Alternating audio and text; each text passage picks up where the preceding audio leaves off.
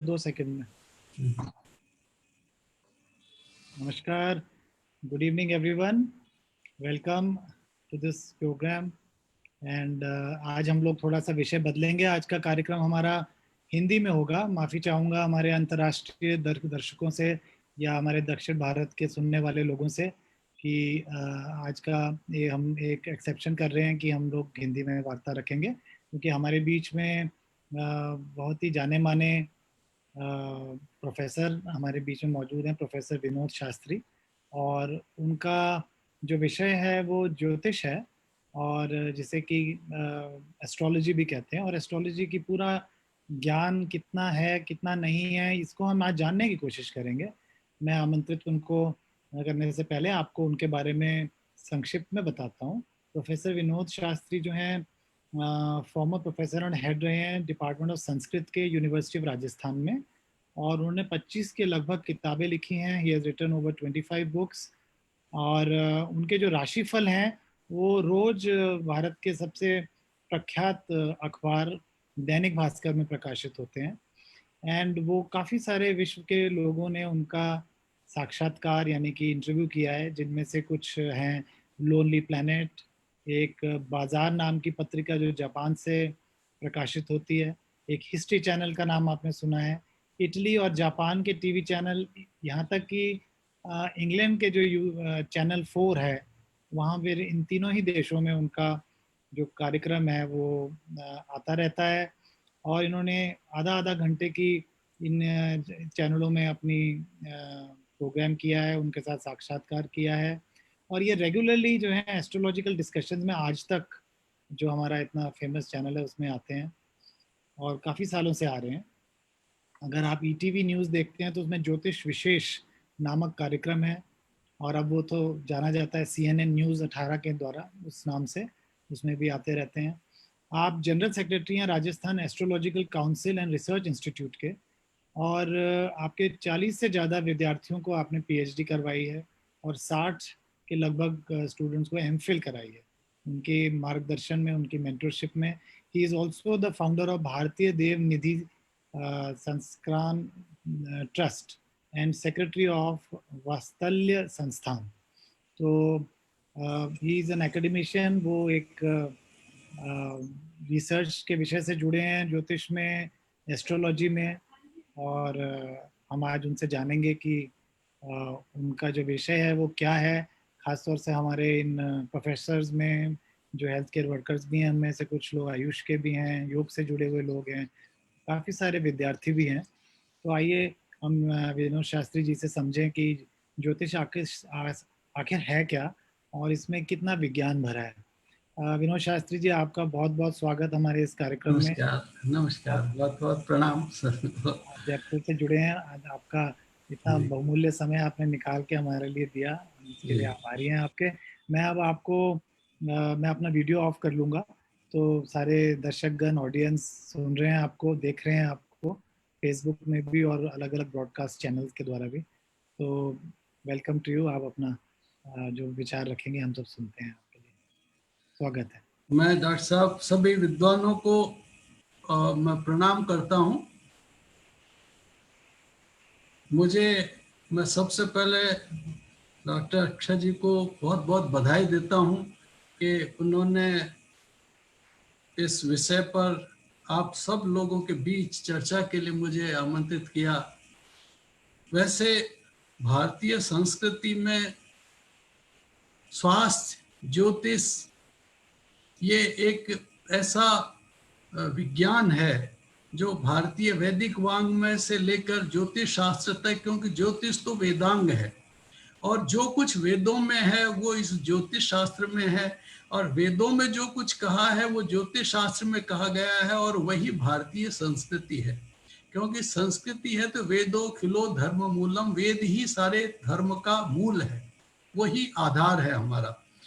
ज्योतिष शास्त्र में सबसे पहले हमारे जैसे अभी ये कोरोना काल चल रहा है, ग्रह योगों के कई तरह के प्रकोप देखने को मिलते हैं, लेकिन एक प्रश्न ये आ जाता है कि ये ज्योतिष शास्त्र, ये वास्तु शास्त्र, ये पामिस्ट्री, ये वास्तविक शास्त्र हैं या ढकोसला हैं?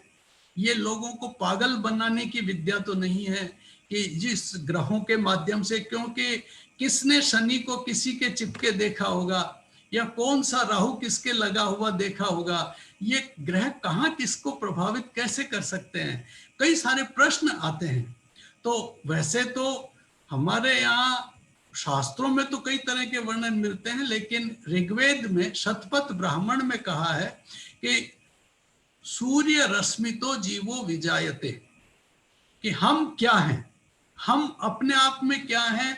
अगर हम अपने आप से पूछे तो हम अपने माता पिता के प्रतिनिधि हैं, और हमारे माता पिता क्या हैं, वो उनके माता पिता के प्रतिनिधि हैं। यदि हम इस साइकिल को पीछे ले जाएं तो ये वहां चली जाएगी जहां पृथ्वी पर सबसे पहला जीव आया था। अब सबसे पहला जो जीव आया था, वो पृथ्वी पर पहला जीव आया, वो कहां से आया?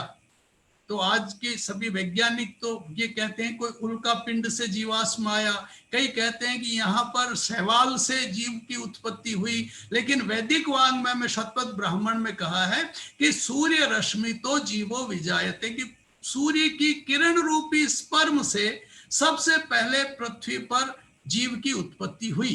क्योंकि पृथ्वी तो आग का गोला थी, फिर भाप बनी, फिर पानी ही पानी हो गया।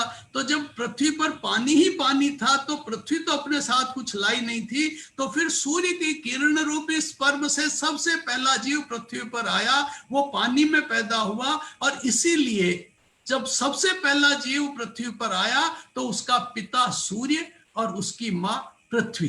इसीलिए हम उठते ही सबसे पहला मंत्र बोलते हैं कि विष्णु पत्नी नमस्तुभ्यम पादस्पर्शम क्षमस्व में, कि हे माँ, ये पृथ्वी हमारी माँ है, तो हे माँ पृथ्वी हमें क्षमा करना, हम तुम्हारे ऊपर सबसे पहले पैर रखने जा रहे हैं। क्योंकि जब हम उठते हैं तो पृथ्वी पर सबसे पहले पैर रखते हैं, इसलिए हम सबसे पहले अपनी माँ को प्रणाम करते हैं कि माँ हमें क्षमा करना, तुम्हारे ऊपर सबसे पहले हम पैर रखने जा रहे हैं। प्रतिदिन का मंत्र होता है।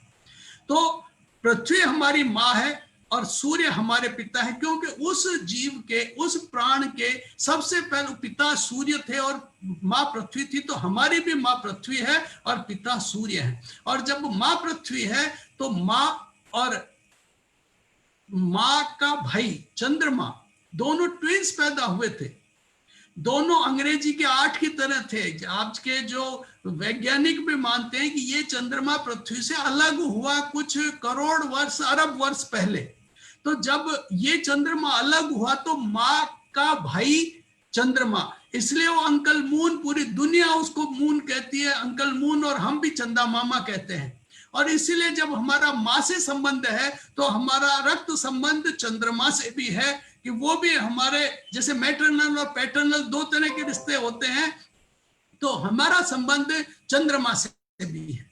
और जब चंद्रमा से हमारा संबंध है तो फिर चंद्रमा के साथ साथ ही सूर्य से हमारा संबंध है पिता का, चंद्रमा से है मातृपक्ष का, और फिर बुध, बृहस्पति, शुक्र, शनि आदि अन्य ग्रहों का संबंध भी हमारे साथ में पैटर्नल पितृपक्ष का संबंध है। तो ये सारे के सारे ग्रह हमसे संबद्ध हैं। और इसीलिए कहा है,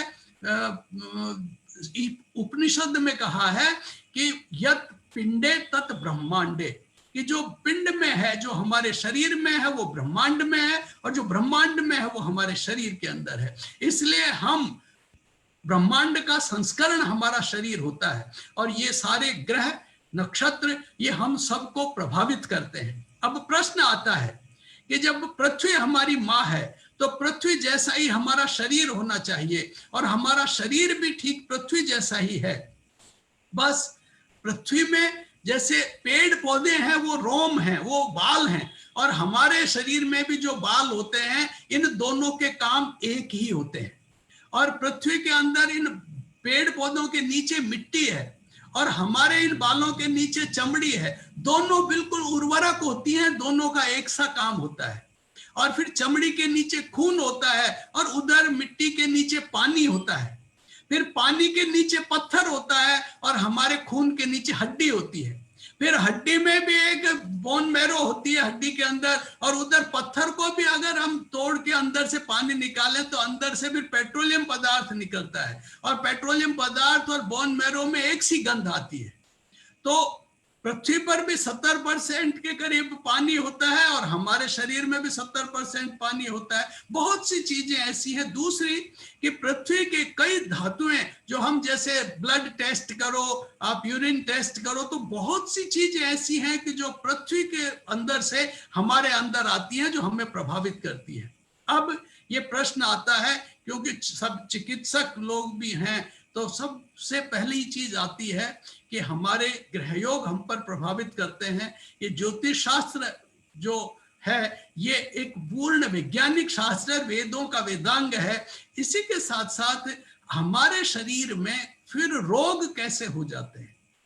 अब रोग होने का कारण क्या होता है कि वैसे तो चिकित्सा शास्त्र में, आयुर्वेद में, अथर्ववेद में रोग के अनेक कारण बताए गए हैं, लेकिन सामान्यतः, जैसे मैं एक लेमैन की तरह, सामान्य व्यक्ति की तरह यदि हम बात करें, तो रोग के कारण कई होते हैं, लेकिन कई आहार भी रोग का कारण होता है, खान पान भी रोग का कारण होता है, विहार भी रोग का कारण होता है। अब खान पान में अगर हम देते हैं तो अन्न ही, अन्न जैसे हम वैसे कहते हैं, जैसा खाए अन्न वैसा होए मन। ये अन्न जो होता है, अन्न अन्न औषधया, ये सारा अन्न ही औषधियां हैं जो पृथ्वी पर पैदा होता है। अन्न उनमें सब औषधियां हैं। और इन अन्न के संदर्भ में वेदों में कहा गया है कि 4 चीजें इनके अंदर होती है। जैसे हम गेहूं खाते हैं, जौ खाते हैं, बाजरा खाते हैं, कोई भी अन्न खाते हैं या कोई औषधि बनाते हैं, तो उनमें 4 चीज होती है। ये ब्राह्मण, शतपथ ब्राह्मण में है, इसका बहुत अच्छा इसमें वर्णन किया गया है कि दधि, घृत, मधु और अमृत। दधि भाग जो होता है, इनमें 4 चीजें होती हैं अन्न में। हर औषधि में जितने भी मेडिसिन बनती हैं उनमें भी ये 4 चीजें होती हैं, दधि, घृत, मधु और अमृत। दधि जो होता है, जैसे कहने को तो हम घी दही कहते हैं, पर वो दही नहीं है, ये दधि भाग है जो इस अन्न के ऊपर, जैसे गेहूं के ऊपर चापड़ा होता है, ऊपर जो कवर होता है, वो दधि भाग होता है।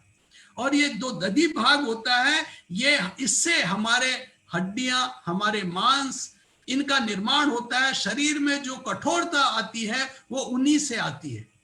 और इसके बाद में ये पृथ्वी से उत्पन्न होता है, इसमें पृथ्वी तत्व होता है। और इसके बाद में फिर दूसरा होता है घृत। घृत का जो है, जैसे उसका हम आटा जब बनाते हैं और आटे में पानी डाल के जब हम उसकी लुगदी बनाते हैं, उसमें चिकनापन आता है। कई सीड्स हैं ऐसे जिनमें तेल भी होता है, तो ये जो चिकनाई होती है, ये घृत भाग होता है। वो हर बीज में होता है, हर औषधि में होता है। और ये घृत भाग होता है, यह अंतरिक्ष से आता है। और अंतरिक्ष से आकर के, और जितनी चिकनाई होती है उतना ही हमें, हमारे शरीर के अंदर भी जो मांस है, शरीर के अंदर चर्बी है, उसका निर्माण ये करवाता है, क्योंकि ये घृत भाग है। और इसके बाद में फिर तीसरा आता है मधु।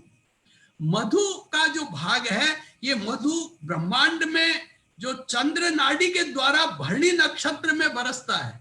जब सूर्य भरणी नक्षत्र पर होता है तो ये चैत्र का महीना होता है, और उस समय मधु वर्षण होता है। और वो मधु वर्षण जो होता है वो इस भरणी नक्षत्र में होता है, इसीलिए भरणी नक्षत्र का नाम मधु छत्र है। चैत्र के महीने का नाम भी मधु है। और इसमें जो ये मधु वर्षण होता है, ये मधु की जो मिठास है, जो अन्न के अंदर एक टेस्ट है, वो टेस्ट इसके द्वारा आता है। और ये टेस्ट मधु वर्षण के द्वारा पूरी पृथ्वी पर जब भरणी नक्षत्र में आता है, पूरी पृथ्वी पर ही ये मधु की वर्षा होती है। लेकिन इसमें, इसके लिए आजकल वो टेस्ट नहीं आता। उसका मूल कारण होता है कि अभी केमिकल्स काम में लेने लग गए, यूरिया और कई तरह के खाद। इसके लिए क्या रहता है कि जब गौ माता है, गाय का खाद है, उस गाय के खाद के द्वारा ये जब अन्न में जाता है, क्योंकि ब्रह्मांड से जो मधु वर्षण होता है उसको सबसे ज्यादा एक्सेप्ट गौ माता करती है, और गाय के खाद के द्वारा ये अन्न में जाता है, और वो अन्न से टेस्ट उत्पन्न होता है, वो मधु होता है। और इसी कारण से ये मधु का जब न्यूनता आ गई, इसी के कारण से इसमें कृत्रिमता आ गई, इसी के कारण से मधुमेह रोग की वृद्धि बहुत ज्यादा हो गई। वैसे तो मानते हैं स्ट्रेस से ये होती है, लेकिन ये स्ट्रेस से ही नहीं, हमारे हिसाब से जो वैदिक वांग्मय के हिसाब से ये चूंकि चंद्र नाड़ी में वर्षण को गोमय के द्वारा जो अन्न में जाता था, औषधियों में जाता था, जंगलों में भी जो गाय की औषधियों से जाता था, उसकी न्यूनता हो गई, और ये औषधियों में और अन्न में इसकी न्यूनता, मधु की न्यूनता से ये रोग की उत्पत्ति की वृद्धि हुई। इसी के साथ में फिर तीसरा आता है अमृत भाग।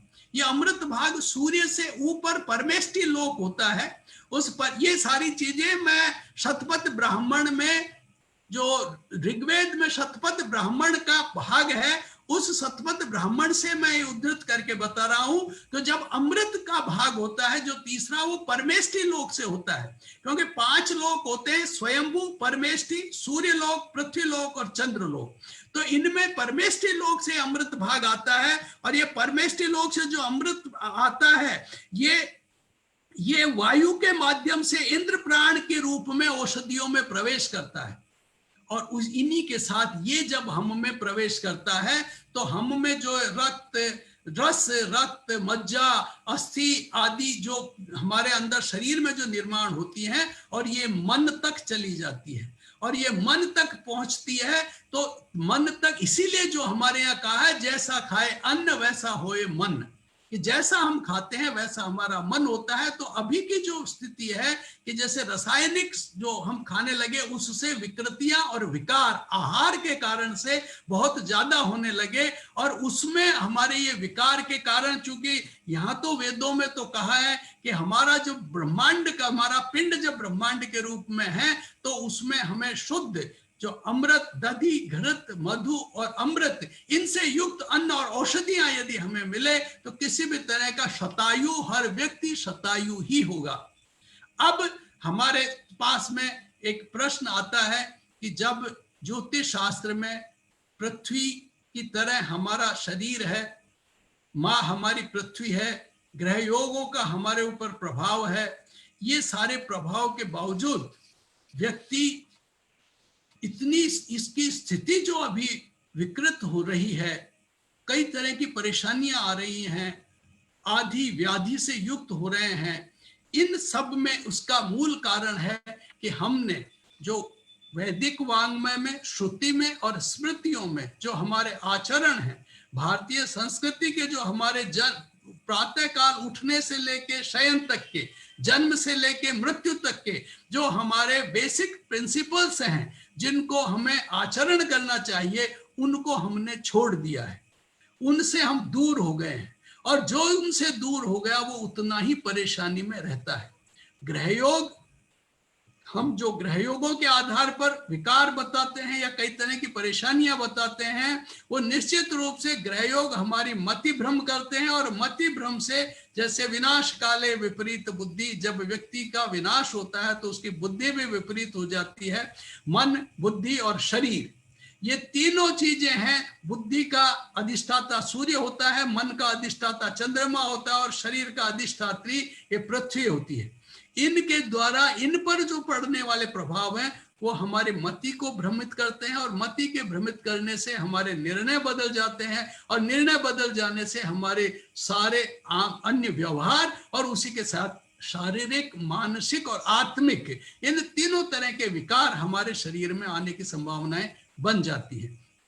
वैसे तो कहा है कि दिनांते च पिबेत दुग्धम, कई सारी ऐसी चीजें हैं जो, जैसे अष्टांग हृदय में जो कहा, दिनांते च पिबेत दुग्धम, निशांते च जलम पिबेत, भोजनांते पिबेत तक्रम, वैद्यस्य किम प्रयोजनम, वामशाई द्विभुंजानो षण्मूत्री द्विपुरीषगः स्वल्पैर्मैथुनकारी च शतम वर्षाणि जीवति, कि अगर बाई करवट लेके सोता हो, 2 समय भोजन करता हो, 6 बार मूत्र जाता हो, 2 बार मल आदि जाता हो, पुरुष आदि करता हो, स्वल्प मैथुन, जिसमें वासनाएं कम हो, तो उस व्यक्ति को तो शतायु, वो शतायु ही होगा, उसमें किसी भी तरह का संशय नहीं है। इसी के साथ दिन के अंत में तो यदि दुग्ध पी जाए, सायंकाल दुग्ध पिया जाए, सोने से पहले जल पिया जाए, और भोजनांते पिबेत, और भोजन के बाद में छाछ पी जाए, तो फिर उसको जीवन में कभी वैद्य की चिकित्सक की आवश्यकता ही नहीं है।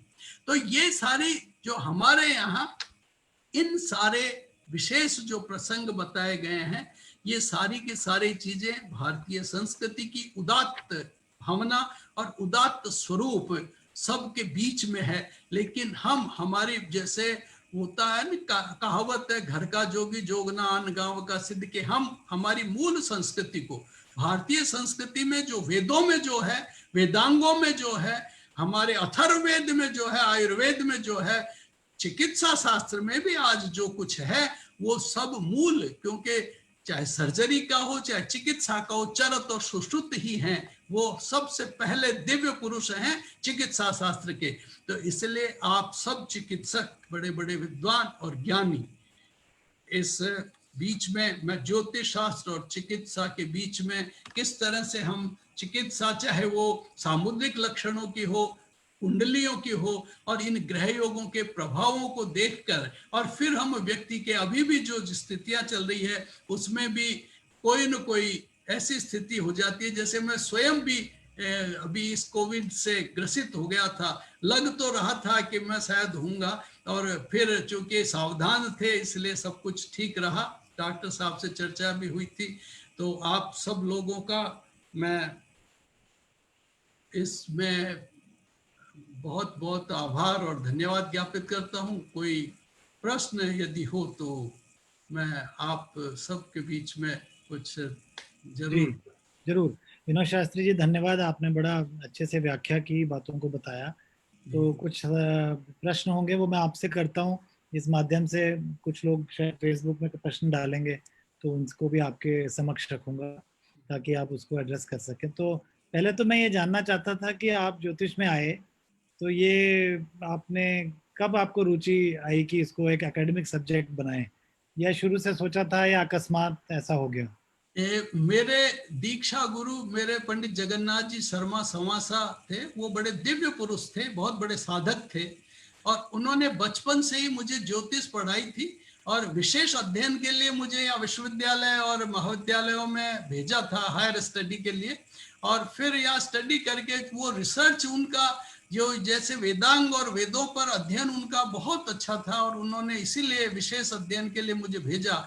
और फिर ज्योतिष शास्त्र को वैज्ञानिक दृष्टि से, आधुनिक दृष्टि से और शास्त्रीय दृष्टि से अध्ययन के लिए और अनुसंधान करने के लिए उन्होंने हमेशा प्रेरणा दी, और वही मेरे प्रेरक हैं और वही मेरे ईश्वर हैं। बहुत अच्छे। तो जो ये कोर्सेज हैं, जैसे इंडिया में काफी डिग्री कोर्सेज भी हैं ज्योतिष के, आप प्राचार्य रहे हैं, आप पीएचडी हैं, आपने 40 स्टूडेंट्स, विद्यार्थियों को पीएचडी भी कराया है। तो क्या ऐसे कोर्सेज विश्व में और देशों में भी हैं या हमारे देश में ही हैं? और अगर हमारे देश में हैं तो कहाँ कहाँ हैं? नहीं, हमारे देश में तो कई जगह हैं। हमारे यहाँ तो 18 तो संस्कृत विश्वविद्यालय ही हैं जिनमें ये कोर्स चलता है। इसके अलावा जो अन्य सामान्य विश्वविद्यालयों में भी ये ज्योतिष के कोर्स चलते हैं, एस्ट्रोनॉमी और एस्ट्रोलॉजी दोनों के कोर्स चलते हैं। पर कुछ विश्वविद्यालय हैं सामान्य जिनमें चल रहे हैं, लखनऊ में चल रहा है, जयपुर में चल रहा है, और कलकत्ता में चल रहा है, बेंगलोर में चल रहा है। और इसके अलावा ये पुरी में, यहाँ तिरुपति में, और बिहार में पटना में, इधर कश्मीर में भी है, जम्मू में, दिल्ली में, दक्षिण और भारत जयपुर में, में, अहमदाबाद में, यहाँ पर गुजरात में भी, यहाँ पर ये संस्कृत के विश्वविद्यालय हैं, और इनमें बहुत अच्छा कार्य हो रहा है। बड़े अच्छे विद्वान इनको पढ़ा रहे हैं, और विद्यार्थी बहुत लाभ ले रहे हैं, नए अनुसंधानों के नए नए प्रयोग कर रहे हैं। इन विदेशों में भी, जर्मनी में है, इंग्लैंड में है, लंदन में भी चलती है क्लासें, अमेरिका में भी क्लासें चलती है एस्ट्रोलॉजी की, ये डिग्री कोर्सेज और होती हैं? मॉरिशस में भी चलती है। जी, ये कोर्स होते हैं, ये निजी संस्थाएं चला रही हैं, और कुछ विश्वविद्यालय भी अनुसंधान कर रहे हैं, जैसे जर्मनी में भी कर रहे हैं, अमेरिका में भी कर रहे हैं कुछ अनुसंधान। पर वहाँ इतना ज्यादा है कि व्यक्तिगत रूप से जो रुचि ले रहे हैं, एक दो प्रोफेसर हैं वही विशेष रूप से कार्य कर रहे हैं, उनके साथ कुछ विद्यार्थी कार्य कर रहे हैं, और कुछ निजी संस्थाएं वहां भी क्लासें लेती हैं। तो विनोद शास्त्री जी, आपने बताया कि प्रयोग करते हैं, अनुसंधान करते हैं, तो जी क्या जी। हम जान सकते हैं कि किस तरह के ये प्रयोग होते हैं, इनका स्वरूप या इनका प्रारूप क्या होता है, किस तरह के? जैसे देखिए हम तो लेबोरेटरी में कोई ड्रग को टेस्ट करते हैं कि एनिमल मॉडल बनाते हैं, उसमें बीमारी पैदा करते हैं, फिर एक दवाई डाल के उसको ठीक करने की कोशिश करते हैं, किस डोज में ठीक हुई, फिर वही जी जी। कार्य हम लोग रैबिट, मंकी और फिर फेज 1 ट्रायल ह्यूमन में होता है, फेज 2 सेफ्टी ट्रायल, इस तरह से फेज 3 ट्रायल, जैसे वैक्सीन भी इन ट्रायलों से गुजर रही है और फिर दवा के रूप में सामने आती है। तो पर आपके ज्योतिष में किस तरह के प्रयोग होते हैं, ये बता सकते हैं? देखिए, मैं तो एक प्रयोग तो मैं हमारी परीक्षा का ही बताऊं। जब हम पामिस्ट्री की, वास्तुशास्त्र की, उसकी सामुद्रिक लक्षण की परीक्षा देते थे सेकेंड ईयर में, तो किसी अननोन व्यक्ति को लाके हमारे सामने बिठा दिया जाता था और उस व्यक्ति की हिस्ट्री पहले लिख ली जाती थी कि वो कहाँ का है, पैदा हुआ है, कैसा, क्या कर रहा है, उसका जीवन शैली क्या है। तो और उसके हर चीज के बारे में फिर हमसे अलग अलग विद्यार्थी से प्रश्न किए जाते थे, फिर हम अपने लिख करके हम देते थे और उसके आधार पर हमें मार्किंग होती थी, क्योंकि उसका ऑलरेडी आंसर है कि उसका जीवन चक्र कैसा रहा उस व्यक्ति का। तो ये तो एक सामान्य सी प्रक्रिया है। पर जो अनुसंधान का जहां तक प्रश्न है, हमारे अनुसंधान प्रयोगशाला वाले अनुसंधान नहीं है, लेकिन कई अनुसंधान प्रयोगशाले जैसे वास्तुशास्त्र का है कि वास्तुशास्त्र में कुछ ग्रंथों में लिखा है कि दक्षिण मुखी मकान ठीक नहीं होते। तो हमने कई शहरों के सर्वे करवाए और उनमें 8 बड़े शहरों के और कुछ गांव के सर्वे करवाए। उनमें से 2-3 विद्यार्थियों को ये हमने जिम्मेदारी दी और सर्वे करवा करके हमने जब रिजल्ट देखा तो सबसे अच्छे मकान ही दक्षिण मुखी होते थे, यानी सबसे प्रगतिशील स्वस्थ रहने वाले लोग ही दक्षिण मुखी थे, जो बहुत ऊर्जावान थे, जो बहुत जीवन में बहुत प्रगति की।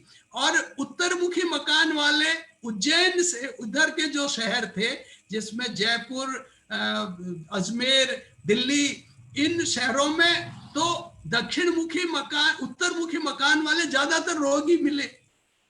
तो ये इस तरह का जब सर्वे आया, अब हालांकि ये पूरी दुनिया का प्रिंसिपल नहीं बन सकता, लेकिन हमने 1800 मकान का सर्वे किया, यानी 3 विद्यार्थियों ने 1800 अलग अलग जगह के 100 150 मकानों का सर्वे किया और उन लोगों के वहां फैमिली जो रह रही थी उनसे सर्वे कराया।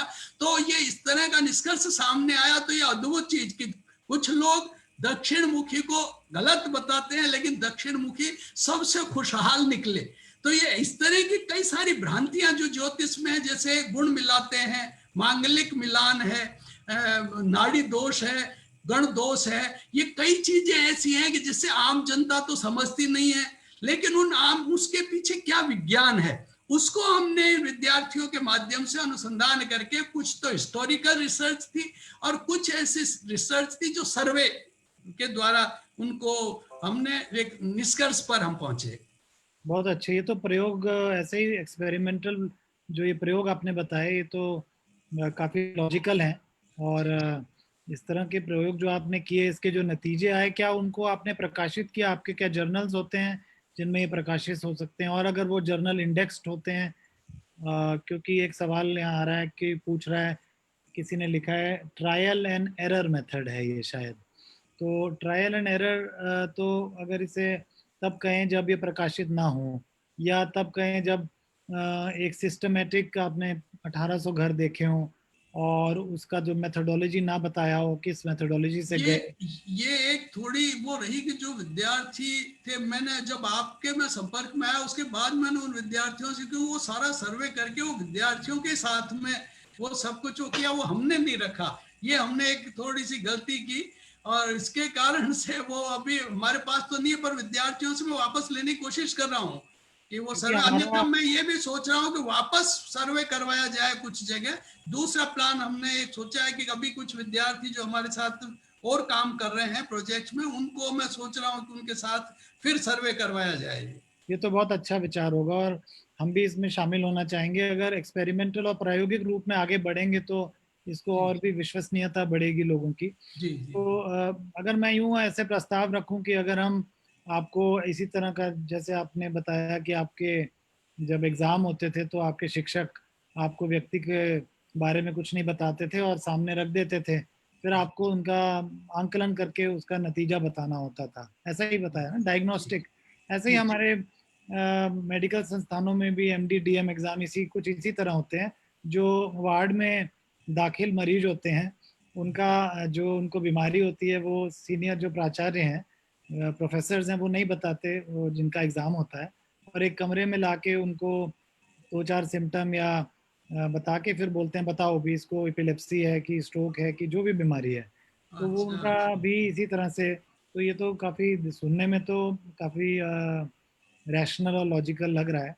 पर अगर इससे बात को आगे बढ़ाएं और आपसे पूछें कि अगर मैं आपको 100 व्यक्तियों का डेट बर्थ, टाइम बर्थ और जगह स्थान जहाँ वो पैदा हुआ वो दे दूं, जी और अगर वो 100 लोग वो हों जो आज के दिन में ऑल इंडिया मेडिकल या पीजीआई की इमरजेंसी में जिनकी मृत्यु हो गई हो, हाँ। और 100 वो दे दूं जो जीवित हों, और उनको मिक्स करके आपको दे दूं और या आपकी टीम को दे दूं, तो जी जी। ऐसे अनुसंधान, ऐसे कार्य में, ऐसे प्रयोग में जुड़ना चाहेंगे? और आपको क्या लगता है आप कितना सही बता पाएंगे? देखो ये क्या है कि इनमें हम बता तो कोशिश करते हैं, वैसे जो ये प्रिडिक्शन का जहां तक सवाल है, ये शाश्वत सत्य सिद्धांत नहीं है। इसमें कई सारी चीजें काम करती है कि एक तो उनका जन्म टाइम सही है कि नहीं है, उन्होंने किस तरह का, क्योंकि जन्म समय के मुकाबले हस्तरेखाएं तो फिर भी सही होती हैं, लेकिन उनमें भी जो जो किसी की भी रेखाएं एक सी नहीं होती है और एक से सिद्धांत नहीं हो सकते, नहीं, क्योंकि रेखाओं इसलिए की बात नहीं कर रहे, अगर उसके जन्म स्थान, उसका समय और तिथि, डेट टाइम और जगह, यही 3 चाहिए होती हैं चीज हाँ मेरे ख्याल। तीन ही चाहिए होती है, इसके और अगर ये आधार पर। ठीक हो, अगर ये ठीक हो, तो तो वो 100 व्यक्ति जो आज जिनकी मृत्यु हुई है, क्या आपको लगता है आप परफेक्टली बता पाएंगे? बहुत कुछ उनके बारे में बताया जा सकता है। ठीक है, तो मैं ऐसा परफेक्ट परफेक्ट तो ऊपर वाला होता है। हाँ, तो एक ये तो भी एक सवाल है कि ये कम से कम इसे ओपन है, आपकी इस रिसर्च में आप शामिल होने को तैयार हैं। जी जी हमारे जो लोग श्रोता सुन रहे हैं, किसी के मन में विचार है कि ये सब बेकार है, कईयों के विचार है कि बहुत अच्छा है, पर आई थिंक अगर इसका प्रमाण सामने आए, इस तरह की स्टडी में आप जैसे व्यक्ति, प्रोफेसर्स अगर इन्वॉल्व हो, तो नतीजा आए इसमें, इसके लिए आप तैयार हैं, यही एक अच्छी बात है। जी। पर सवाल ये भी उठता है कि कोई ज्योतिष को यह अधिकार ईश्वर या प्रकृति क्यों देगी कि वो प्रिडिक्ट कर पाए फ्यूचर? देखो प्रिडिक्ट करना तो ईश्वर के अधीन होता है, इंसान किसी का भी कोई फलादेश, किसी का भाग्य बता नहीं सकता, हम कोशिश करते हैं।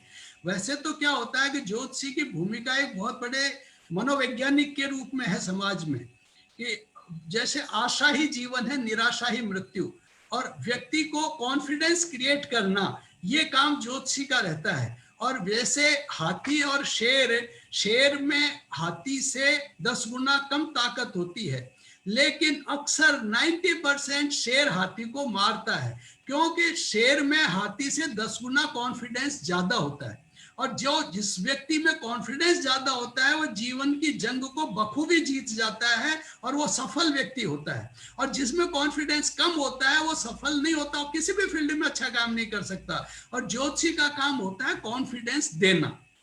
कॉन्फिडेंस, जितना कॉन्फिडेंस देते हैं उससे समाज में व्यक्ति के व्यक्तित्व का निखार आता है।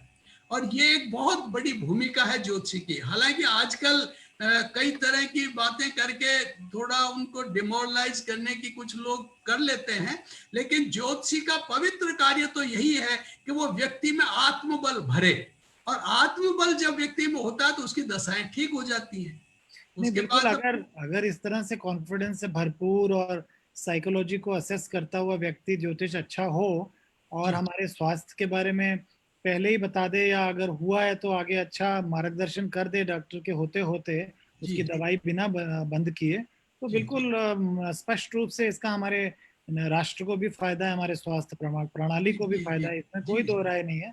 पर जी अगर इसको हम थोड़ा सा उस तरफ ले जाएं, अनुसंधान की तरफ, और प्रमाण इकट्ठे करके प्रतिशत के रूप में बता पाए कि 40% ठीक निकला या 30% ठीक निकला, वैसे तो यह वेरे बड़ी अच्छी तरह से ज्ञात है हम सभी को कि हम एज ए वैज्ञानिक हमें पता है कि कोई भी दवाई जब काम करती है वो 100% तो दवाई भी नहीं काम करती, वो 40 या 50% काम करती है, जी स्टेटिस्टिकली सिग्निफिकेंट मानी जाती है, चूहे से, रैबिट से, मंकी से ह्यूमन पहुंचते पहुंचते।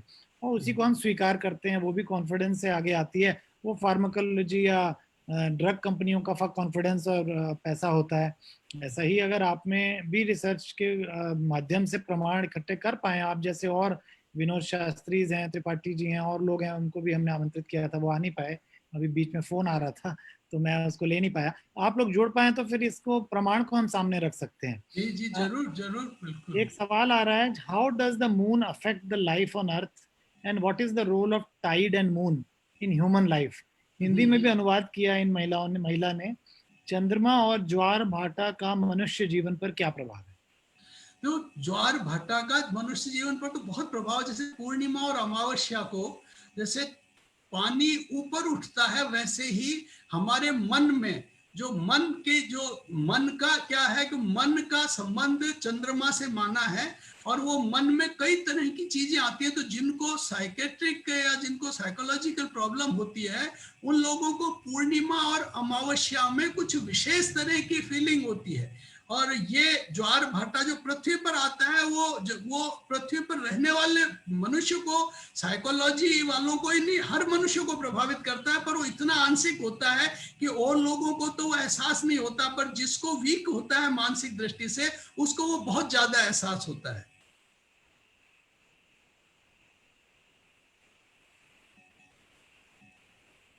मैं एक सवाल और करना चाह रहा था आपसे।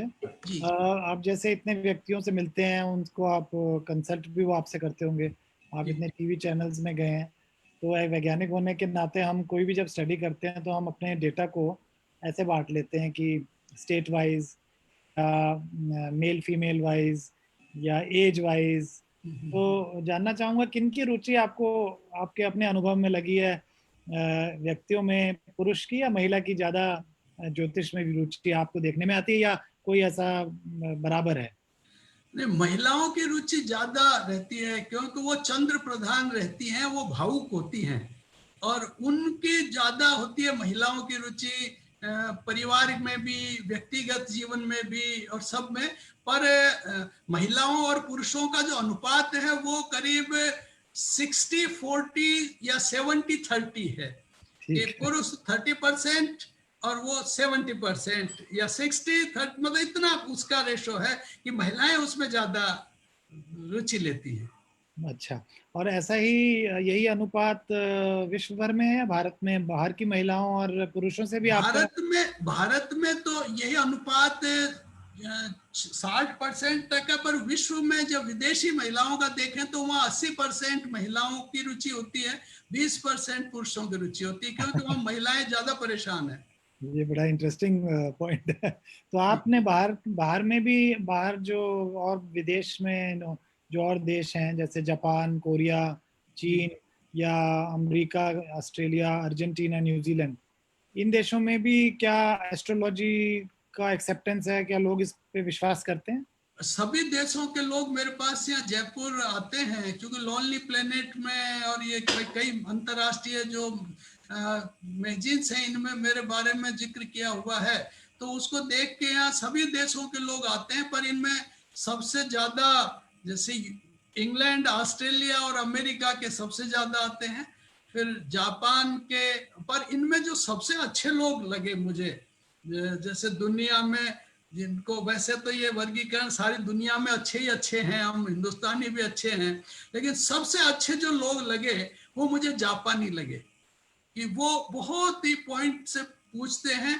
और सबसे ज्यादा जो बहुत ही, जिसको कहते हैं ना इंडिया, सब इधर एशिया के लोगों को भी मात करने वाले, वो चिली और जो दक्षिण अमेरिका महाद्वीप के जो लोग हैं, चिली, ब्राजील, वो बड़े अर्जेंटीना? खतरनाक है। मैं तो उनको प्रणाम भी कर देता था, यथासंभव उनसे बात करना भी पसंद नहीं करता था। या वो ज्यादा सवाल पूछते थे इसलिए? नहीं, वो क्या होता है कि वो पूछ लेते थे और फिर ये कहते थे, मैं सबसे पहले ये कहता था कि भाई हम भगवान नहीं है, हम बताने की कोशिश करेंगे, हम हमारा टाइम आपको दे रहे हैं, लेकिन हम कोई ईश्वर नहीं है। वो क्या करते, सारी तो बात करते और लास्ट में उनमें से कोई 4 में से 3 संतुष्ट होते, एक कहते नहीं मैं तो संतुष्ट नहीं हुआ। और वो कई तरह के मतलब उनका इंटेंशनली जिसको कहते हैं, या इस तरह के प्रश्न करना उल्टे सीधे, जिसके कारण और से। ये भी एक सर्वे में इसको डाला जा सकता है, हम एक प्रश्नावली बनाएं और सेटिस्फेक्शन लेवल लोगों का आपके जितने भी हैं उनसे सर्वे करें और जी जी फीडबैक लें, तो पता चलेगा एक्सेप्टेबिलिटी कितनी है जी जी और जी लोगों का फीडबैक क्या है। वो आपके लिए भी अच्छा होगा, आपके खुद के लर्निंग प्रोसेस के लिए शायद जी जी, बहुत ये बहुत आपको सही हेल्प है। करे। पर ये क्या एक हुआ कि अब ये वहां मैं चूंकि विश्वविद्यालय में भी कार्य करता रहा और इतने व्यस्त उसमें रहा, तो वो दोनों कार्यों को वो मैं बहुत गौण रूप से करता रहा, इसलिए इस चीज को मैं रिकॉर्ड पर बहुत ज्यादा नहीं ले पाया। हाँ नहीं, मैं समझ, हम लोगों का जो जर्नल है जिसके सौजन्य से ये कार्यक्रम हो रहा है, इंटीग्रेटिव मेडिसिन केस रिपोर्ट, तो जी एक एक केस रिपोर्ट जिसमें प्रिडिक्शन ठीक हो, थेरेपी अच्छी हो, योग से हो या आयुर्वेद से हो, या प्रिडिक्शन आपके माध्यम एस्ट्रोलॉजिकली हो, उसको हम प्रकाशित करते हैं। तो अगर आप आपके विद्यार्थी, आप उन्हें प्रेरित करें काइंडली कि अगर कोई ऐसा केस हो, प्रॉपर प्रोसीजर और हमारे इंस्ट्रक्शन टू ऑथर के माध्यम से जो हमारे जर्नल की वेबसाइट में लिखा है स्पष्ट रूप से, उसको फॉलो करते हुए डालेंगे तो हम पीयर रिव्यू करा के उसे पब्लिश भी करेंगे। जी, एक जरूर। सवाल आ रहा है शुभम द्विवेदी से, पूर्णिमा और अमावस्या को पानी कम पीना चाहिए क्या? नहीं, ये देखिए, पानी पीने का तो पानी तो पर्याप्त ही पीना चाहिए। ये इसमें अलग अलग कोई थ्योरी ऐसी वो नहीं है कि पानी कोई कम ज्यादा पीने का, जितनी आवश्यकता हो, जो शरीर जो मांगता है वही पीना चाहिए, क्योंकि शरीर अपनी आवश्यकता के अनुसार अलग अलग व्यक्ति को अलग अलग वो कर देते हैं। जैसे कई बार अभी कहा गया है कि भाई भोजन करने के 1 घंटे बाद पानी नहीं पीना चाहिए, लेकिन कईयों को बहुत तलब होती है तो शरीर मांग रहा होता है, उस समय उनको ले लेना चाहिए। तो जब अपने आप, ये तो हमारा जो बॉडी है, शरीर है, ये अपने आप ही चाहता है, और जो चाहता है उस हिसाब से हमको काम करते रहना चाहिए। तो पूर्णिमा अमावस्या का इस तरह का नहीं कि कम पानी, हाँ, पर पूर्णिमा और अमावस्या को नक्त एक भक्त ये ऐसे व्रत किए जाते हैं, उन व्रतों के आधार पर जरूर व्रत की अनुपालना करनी चाहिए। धन्यवाद। तो शुभम जी ये भी पूछ रहे हैं, और ये सवाल हमारे योग से भी जुड़ा है, सूर्य नाड़ी और चंद्र नाड़ी के संबंध में कुछ बताएं, क्या इनका असर शरीर पे पड़ता है? ये तो बहुत बहुत असर पड़ता है सूर्य नाड़ी और चंद्र नाड़ी का, तो आप पहले बता दें कि सूर्य नाड़ी है क्या और चंद्र नाड़ी है क्या। और देखिए, इसमें क्या है कि चंद्र नाड़ी सूर्य नाड़ी का, वैसे तो ये योग के विद्वान इसको बहुत अच्छी तरह से वो समझ पाएंगे, पर चंद्र नाड़ी सूर्य नाड़ी का जो हमारे ऊपर, जैसे चंद्र नाड़ी को मन प्रभावित करता है, सूर्य नाड़ी को आत्मा प्रभावित करती है, पर हर अंग हमारे 2 भागों में विभक्त है। जैसे हमारी नासिका और सारे के सारे आंख वगैरह, तो इसमें क्या रहता है कि इनमें 2 चीजें होती हैं कि जो लेफ्ट पार्ट होता है और राइट पार्ट होता है। राइट पार्ट सूर्य का होता है, लेफ्ट चंद्रमा का होता है। जो कि लेफ्ट जो होता है वो अग्नि प्रधान होता है, जो राइट होता है वो सोम प्रधान होता है। फिर पर कई लोग जैसे लेफ्ट हैंडर होते हैं, कई लोग उल्टे पैदा होते हैं कि जो सिर की तरफ से नहीं होते, आजकल सिजेरियन पैदा होने लगे बच्चे बहुत ज्यादा। तो जो ये सिजेरियन पैदा होते हैं, जो उल्टे पैदा होते हैं, उनकी नाड़ियां बदल जाती हैं, और जो सामान्य रूप से आम लोगों के लिए जिस तरह से मानते हैं वैसा न होकर के उनके लिए उल्टा मानते हैं। पर शरीर की वैसे जो स्थिति होती है वो सोम और अग्नि, इन दोनों के रूप में हम इन चंद्र नाड़ी और सूर्य नाड़ी को देखते हैं। एक बड़ा नया सवाल है, थोड़ा एक्सपेरिमेंटल या प्रायोगिक दृष्टिकोण से, कि अगर व्यक्ति चंद्रमा में रहने लग जाए, बात करते हैं जी वहाँ जी यान जा रहे हैं, मंगलयान और चंद्रयान की बात हो रही है इनफैक्ट जी चंद्रयान से माफ कीजिएगा, जो चंद्रयान के बहुत इसरो के बहुत बड़े प्रख्यात वैज्ञानिक हमारे इस कार्यक्रम में भी 2-3 दिन में आने वाले हैं। तो इस अगर माने कि मंगल में हम रहने लग जाएं या चंद्रमा में रहने लग जाएं, तो जी क्या जी। हमारा आपका एस्ट्रोलॉजी की प्रिडिक्शन में बदलाव आएगा? नहीं, वहां से भी वो फिर सारे ग्रह योग वहां से, जैसे हम जो अभी यहाँ पृथ्वी पर रहते हैं, तो हम लग्न पृथ्वी का लेते हैं, लेकिन पृथ्वी को कुंडली में नहीं लिखते। लेकिन अगर चंद्रमा पर रहने लगेंगे तो लग्न चंद्रमा से होगा। ये हमारे एस्ट्रोनॉमी के पेपर में आता है कि हम अगर किसी दूसरे ग्रह पर आए, या हवाई जहाज में अगर कहीं किसी का जन्म हो जाए, तो हम उसकी कुंडली कैसे बनाएंगे। तो यही चीज होती है, जब चंद्रमा पर कोई रहेगा तो लग्न चंद्रमा का होगा, पृथ्वी उसमें ग्रह रख दिया जाएगा और उसका प्रभाव अलग तरीके से पड़ेगा। ठीक है। और ये आपको क्या कुछ लोगों के नाम पता है जो जापान या कोरिया, जर्मनी, अमेरिका, जो वहाँ के एस्ट्रोलॉजर, क्या वहाँ भी एस्ट्रोलॉजर होते हैं? ये अगर बहुत होते हैं। कुछ नाम हो तो बताइए हमारे दर्शकों को, ऐसे ही कोई अगर याद हो तो, वरना कोई बात नहीं।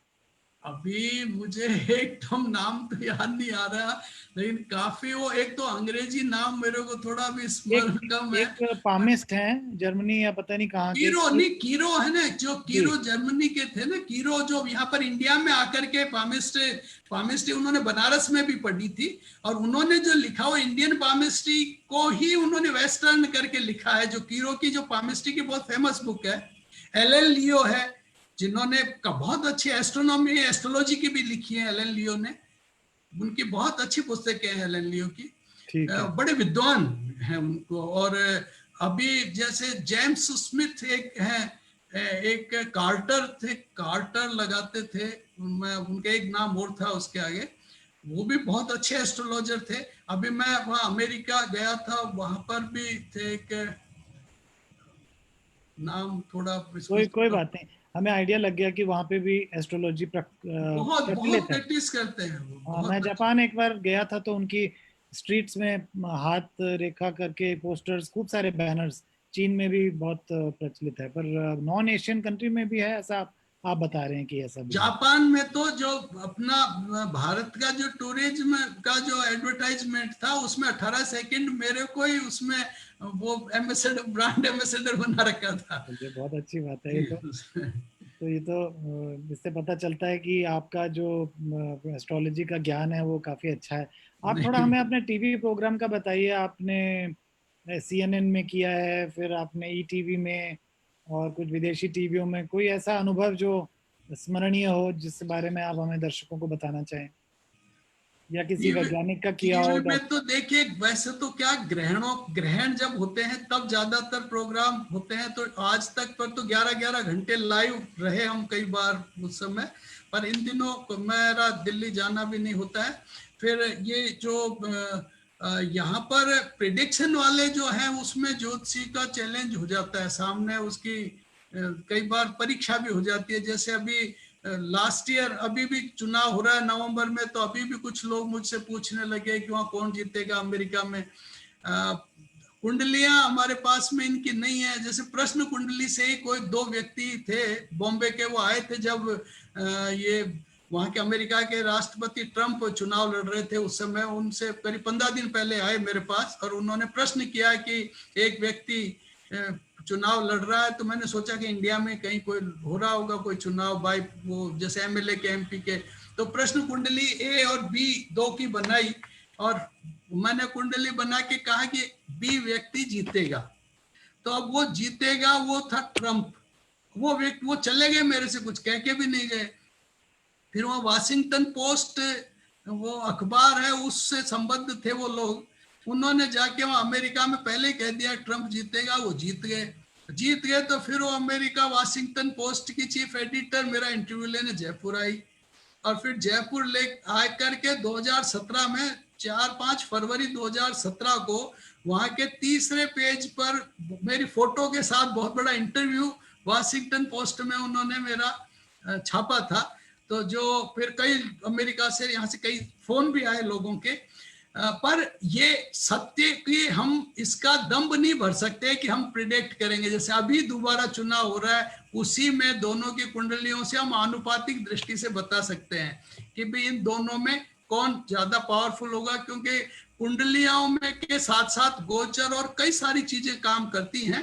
पर फिर भी बताया जा सकता है, हो सकता है सत्य। पर जो ट्रंप के खिलाफ चुनाव लड़ेंगे उनकी भी कुंडली होना जरूरी है। बिल्कुल ठीक बोला आपने। अगर ऐसा सत्य है, कुंडलियों का अगर साइंटिफिक एनालिसिस अगर कर सकते हैं ठीक से, तो फिर तो दोनों का होना आवश्यक है।